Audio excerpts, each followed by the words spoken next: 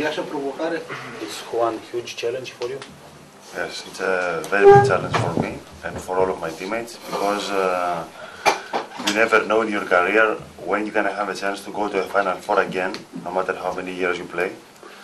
So this is a great challenge for us, yes.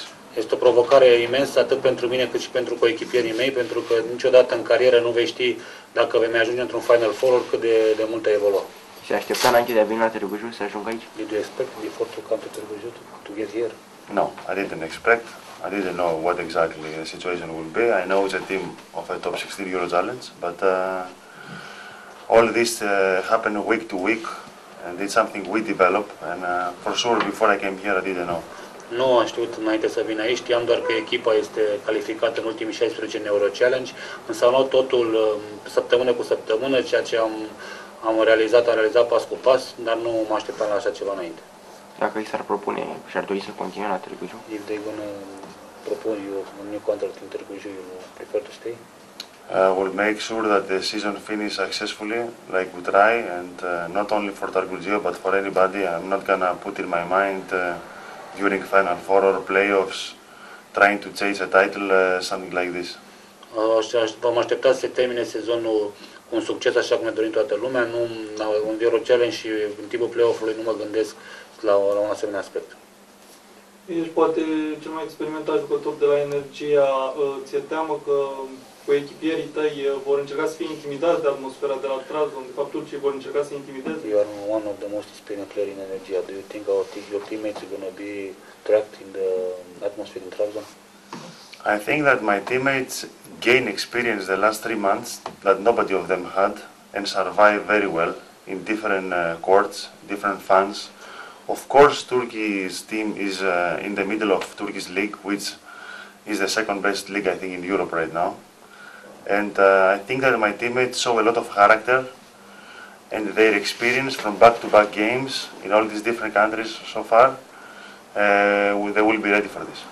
Cred că coechipierii mei au câștigat o experiență de joc foarte mare în aceste 3 luni, în care am evoluat pe diferite terenuri și împotriva diferitor spectatori. Este adevărat că echipa din Turcia este o echipă de locul 10 în campionat, de mijlocul clasamentului, în campionat care este probabil al doilea ca valoare în Europa în acest moment, însă coechipierii mei au demonstrat de multe ori tărie de caracter și au trecut peste multe situații dificile. Concret, ce își propune pentru finalul sezonului? For the final of the season, what are your goals? What are? Your goals, your personal goals. My personal goals is same with the team goals. I want to win the championship and go as far as I can, and it's the same goal like my teammates. And I don't think that my stats is my main goal right now. My stats is the title. My goal is the title. Ceea ce îmi doresc este ceea ce dorește și întreaga echipă, sunt obiectivele întregii echipe, vrem să câștigăm campionatul sau să mergem cât mai sus, la fel și în Euro Challenge. Nu cred că statistica individuală este acum un aspect la care trebuie să ne gândim. Unde ar plasa campionatul României ca valoare? The Romanian Championship, where you put it in Europe? Where I put it? Yes. Well, it's a league that grows a lot and is getting better than other traditional leagues in Europe. And a lot of teams in Romania are better than in teams in Greece and in other countries that play good basketball before Romania, like Italy or some teams in Spain in a low level. So I think Romania is growing a lot and it will be a very good league if they get the right help from the federation. Este un campionat în continuă creștere. În echipele românești sunt poate peste multe echipe cu o tradiție în Europa, din campionate de tradiție, spre exemplu din Grecia sau poate chiar din Spania la un nivel mai jos. Este un campionat în continuă creștere și se va dezvolta frumos dacă va primi tot ajutorul federației. De la ce se referă tot ajutorul federației? What do you say when you need federation help?